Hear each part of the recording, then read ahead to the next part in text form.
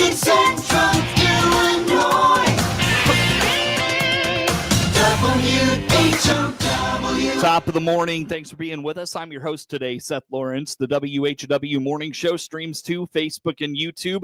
Brought to you by Peterson Insurance, your Pekin Insurance agent in Clinton. My guest in studio today, DNR Conservation Police Officer Noah Workman. Good morning, Noah. How are you? Good morning, Seth. I'm good. How are you? Doing good. Thanks for asking. And we're off to the fall season, which means hunting season's right around the corner. There might be some stuff in season now. We'll get to that in a bit. But let's recap the summer boating, the fishing, all those things. How was the summer on Clinton Lake, Weldon Springs State Park, all those things? The summer was a normal summer. Like we didn't have too much. We didn't have too little. Kind of had that perfect amount of activity and things that emergency things that occur out there. It was good. It was perfect actually so far. So I'm going to knock on wood again, because last time I said this on the radio 2 weeks later, we had a drowning, right? Yeah, I was being cursed by my coworkers because they said, thanks for cursing us on the radio and jinxing it. So, and then you skipped town and then I was out on military Yeah, leave listening to it all on group chat. So felt bad for them. Yeah. But yeah, so you mentioned normal things at the lake. I am really curious, how is the lake and Weldon Springs, given how dry it's been and all those lack of weather? What's going on? I just took a boat out yesterday on Clinton Lake, and that's what I noticed. The water level is extremely low. It is much lower than it typically is. Weldon Springs, I haven't noticed much. I don't go down to that water too often. But Clinton Lake water level is low right now. So if you're taking a boat out, we're getting ready to get into waterfowl season stuff. Just be aware of stuff like that. Check your water levels, know your depths before you start grounding your boat and getting props stuck in mud, stuff like that. Yeah, so sure. The area of DeWitt Bridge and Route 48 did close last week. I think it was October 10th. It closed. It's now a waterfowl refuge area, restricted area. So that's the kind of big news out there to remind people that don't go in there and try to fish it. We have had issues in the past of people that want to take the risk and go in and fish it. And it's a $195 ticket. I don't know what area is worth spending $195 potentially to go fish. So when you've got the rest of the lake, you got the rest of the lake. You just got this one stretch. It's a waterfowl refuge area. It was implemented by the state to our park to give the waterfowl an area to come rest, to try to keep birds more local and keep them in for the waterfowl hunters. Give them is that a new thing? I don't know when it went into effect. It's been I've been in this district for 5 or 6 years, and it's been here ever since I've been here. But it's funny because that area, the birds have figured it out. The birds are not as dumb as we like to think they are, because we'll go out, I'll watch those birds fly from bridge to bridge, but they'll never breach that bridge during waterfowl season. They'll go out in flocks, they'll hit the bridge, turn around, come back into their little safe spot. And gotcha. So yeah, very good. Now, can you waterfowl hunt on Clinton Lake? You can waterfowl hunt pretty much all of Clinton Lake, except for, like I said, the DeWitt 48. And then there's an area between West Side and the Route 54 bridge that's closed. And that's obviously due to the power plant being in that area. I see. So, but otherwise, most of the lake is wide open to go hunt, which I was going to talk about anyway. We have maps out at Clinton Lake. If you're ever interested in a public hunting area for whatever species it is, it's a black and white map. There's a better map on huntillinois.org. I like to plug that website.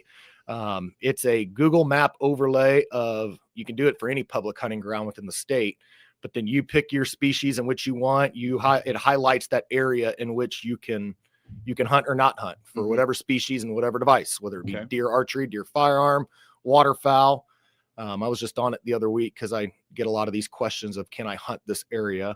And I was playing around with that website, and it's a fantastic resource. Okay. All right. Check that out for sure. I want to revisit that, but I want to circle back to the summer, if you don't mind. How was camping season and all that stuff at the lake and the Weldon Springs? It was busy. The camping season kind of concludes around Labor Day.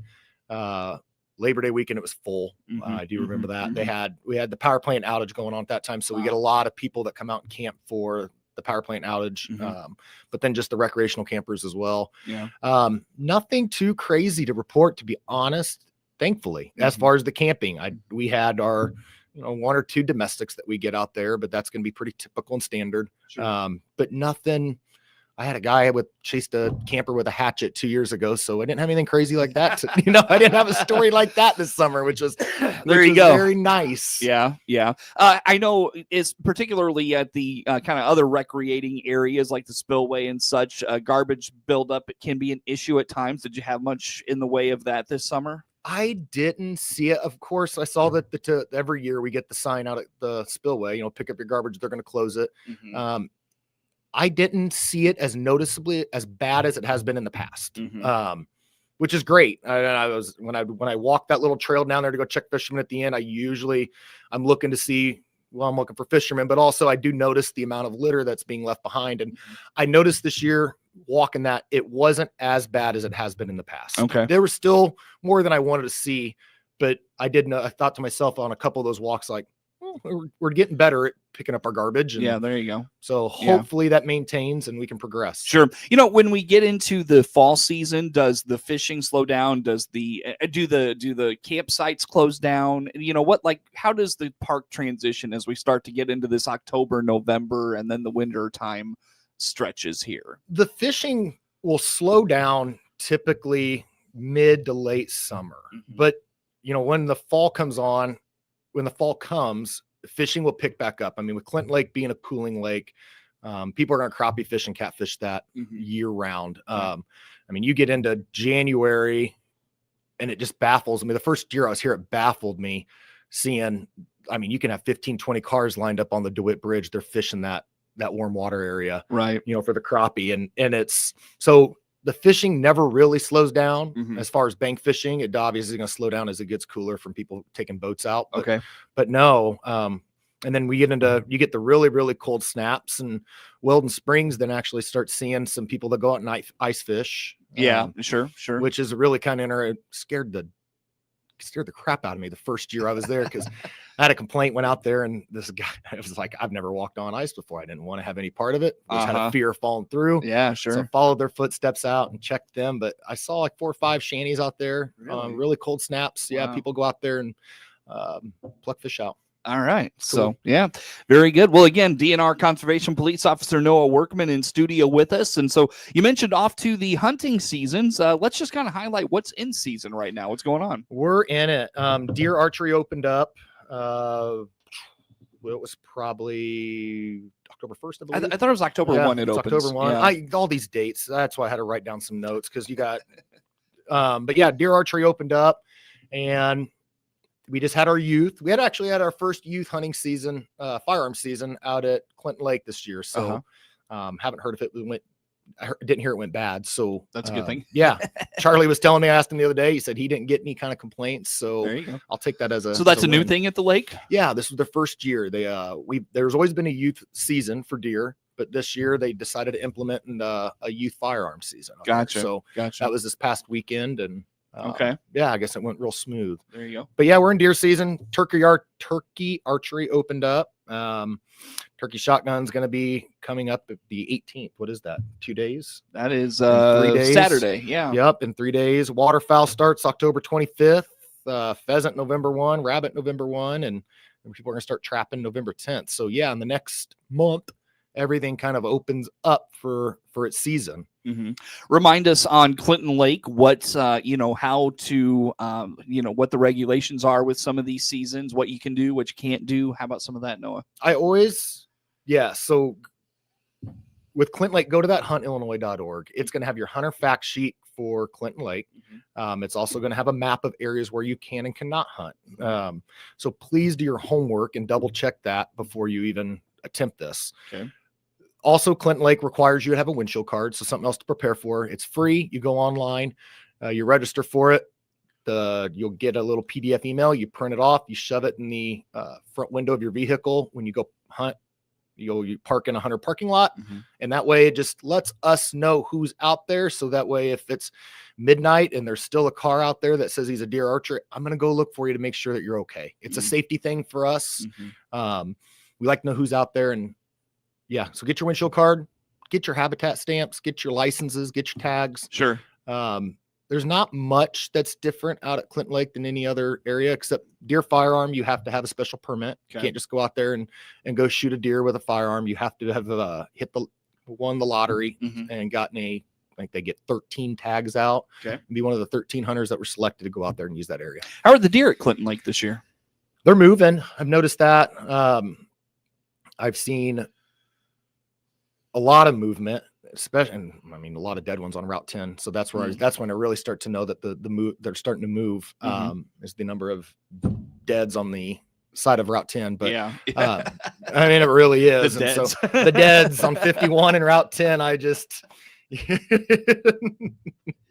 but bring out the deads. yeah, so and I noticed them, obviously being out at Weldon Springs a lot. I've noticed a lot out at Weldon Springs. My daughter, she's 5, she loves to see them. So we're one of those deer gawkers that will stop on the old entrance and look at the deer out in the field. Well, gosh, you probably see them all where you're at, don't you? I do, and it's really cool. That's what's really cool about that park in that area is that's got the habitat form inside the park, and then it's just surrounded by fields. So yeah, we'll just sit out, and Kinley likes to look at them, so we'll sit and watch them. But I've noticed a lot more in the last couple weeks. Licenses, are those up for renewal at any point, or the hunting licenses and things of that nature, or does that depend on when you get it? It depends when you get it, because they just implemented a 3-year license, so you can get a 3-year hunting or fishing license. So if you got that within the last 3 years, you're good to go. But otherwise, it is annual every year. So yeah, they expire. So go make sure that you're up to date on it. Make sure you got this year's tags, not last year's tags. Habitat stamp is another requirement for hunting any species in Illinois. Okay. And then once you get into kind of birds and pheasants and migratory, you got to get that. It's free, but it's called a HIP stamp. You just tack it on your little cart online. It's the easiest way to buy our stuff. What are the limits away from deer, like the waterfowl and all those things? What are the limits on those? You're starting to get into, it varies within species, whether you have X number of mallards and canvasbacks and stuff like that when you start to get into waterfowl. Gotcha. Deer, you're allowed as many does as you want. As you want to buy tags, you're allowed as many antlerless deer. I have to refer to that as antlerless because sometimes you do get a male with no antlers if they're young. But $2 a year, regardless of whether you get it in archery or firearm, you get 2 antlered deer a year. Okay. So yeah. All right. With the deer, any disease or anything of that note this year? So we've always had the CWD, which has primarily been up north. I have not had anything related to it down here. I have not heard of any EHD deer. We've had some calls to come check out some deer that appeared to be sick on people's property, and that's pretty typical and standard as for every year. But I've not had an abnormal amount of those calls or complaints. Okay. And in those situations, sometimes if we can get there fast enough, and if the biologist is going to be available quick enough, we'll remove the head and they can remove the brain stem, and that's how they test to see whether that deer had that disease or not. But that's really the only way they can determine whether that deer was sick with it or not. So if it's just a matter of getting out there fast enough to get the head to the biologist so that the gland can be removed. If we stay dry long enough, could you see EHD pop back up in the wintertime? Drought is typically what causes that. And so yeah, the simple answer to that question is yes. I'm shocked that we haven't had as much of it with the drought we've had over the last month. But because I've had multiple people ask me, that's kind of been the question. Have you guys noticed any, EHD? Any of that with this year with the drought? And I said, I've not had any more calls of dead deer on property than I've had in the past. So I would say good, but other people that are out in their private property and stuff like that, a lot more might have a different story. Interesting. Very good. Well, Officer Workman, let's take a break. That website for hunting Illinois, what is it? huntillinois.org. Very good. You can find it on huntillinois.org, or just go to the IDNR website as well, and it has a link to it for it. There you go. DNR Conservation Police Officer Noah Workman in studio with us. We'll talk more with him coming up on the morning show. WHOW.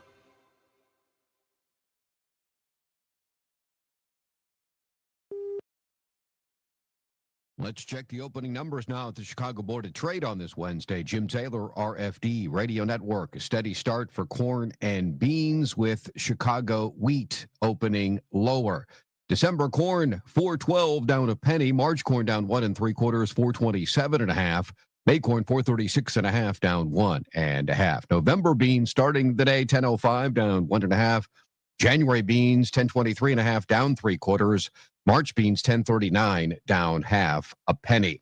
December wheat 4.95 down 4 3/4. March wheat down 4.5 12 3/4. May wheat 5.24 down 3 3/4.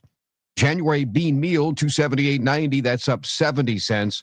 And January bean oil 51.14, up 23 cents. Opening numbers at the Chicago Board of Trade on this Wednesday morning. Jim Taylor, RFD Radio Network. Closeout time is here for a new Chevrolet. This is Scott Baum from Baum Chevrolet Buick in Clinton and Farmer City. Yes, we have a good selection of 25 Silverados remaining in regular and crew cab models with gas or diesel engines. Some with utility beds and dual roof wheels. Also see our remaining Colorados, Trailblazers, even our full-size Suburban and Tahoes, all priced to move out. See our 25 inventory today at BaumChevyBuick.com, right from the start. Looking for a seed buying experience that's more humanized?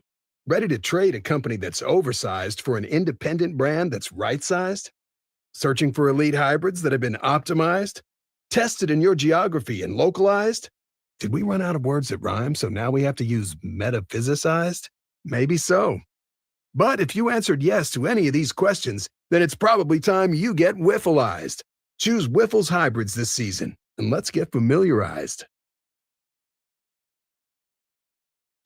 Your friend in Central Illinois, WHOW. Once again, good morning. Thanks for being with us. I'm your host today, Seth Lawrence. The WHW Morning Show streams to Facebook and YouTube. Brought to you by Peterson Insurance, your Pekin Insurance agent in Clinton. My guest in studio this morning, DNR Conservation Police Officer Noah Workman. And Officer Workman, as we catch up here for this morning, of course, we are getting to the time of year where deer are just going to be more active, and they're going to cross main roads and all that stuff because their habitat, of course, the farm fields are getting pulled here for this time of the year. Let's talk driving safety, particularly as it relates to deer. How about that? That is, I always, and I'm very open about it whenever I'm patrolling, is on Route 10, especially Route 10, Route 54. I'm going to pull you over for speeding because especially this time of year, once we start getting into the rut here in the next few weeks, these bucks are going to start chasing these does, and that's when the movement really begins. And that's where you start seeing the increased amount of dead deer on the side of the road. It's dangerous. I've had people recorded speeds of 100 plus mile an hour on Route 10. You smoke a deer at 100 mile an hour, you might die. Mm-hmm. I mean, it's going to total your car without question, but no, it becomes a strong safety concern with deer when they start moving, especially at night. They're nocturnal creatures. They're going to move at night. You might have a split second to react to a deer if it runs out in front of you, and it's a large bodied animal that's going to destroy your car. I'll tell you what, the one area I just absolutely despise driving after dark is that spot right before Lane, where the Newbergs farm, and then all the way to basically when Route 10 turns going east or west towards Clinton. That area, I've seen deer maybe a dozen times of the thousands, I feel like, trips on that stretch of road, but man, it just spooks me every time. It's like they're going to jump out and just get me, So I'm the same way. Yeah, I will slow down and go 55, maybe even a little less, 50 in that spot. It is just, I don't know, you just can't chance it over there. Thick woods, the lake's right there. I don't know, you just can't chance it. That is the exact stretch where I could be moving on Route 10, but either way, I'm slowing down to 55, setting my cruise, hitting the brights on, and just paying extra close attention. Because like I said, those things just come running out of the timber, north or south on Route 10. You've got little to no time to react and smoke it. Yep, for sure. And so let's dive into just how to handle, deer jumps out in front of you, slam on the brakes, swerve. Like, what do you do in these situations? Kind of depends on the conditions. Brake, swerve, try to avoid it. I always have that phrase, deer in headlights. Sometimes they just stop and you can't avoid it at all. But do your best. Just drive with the head on a swivel. Keep your eyes peeled, brights on when you can. If you do hit one, and this is pretty common, I get a lot of calls this time of year. You do hit one, you decide you want it. maybe you hit it in the head, you want the back straps. You can take that deer. You just got to register it online as a roadkill on the DNR website. They have a tab where you can go in and record a deer in which you took for roadkill purposes. Or if a lot of people will see, a dead buck on the side of the road and one its antlers or one its head or whatever. And if you want that, you go online and you can record a roadkill harvest. Oh, interesting. Very good. So when it comes to other fall driving, obviously you've got the heavy machinery and those things out this time of the year. Just kind of speak to working around the farmers and what they got going on. Yeah, I mean, this is that time of year where you're not going to get anywhere really fast driving around in the country. We got all the grain trucks out, combines, tractors.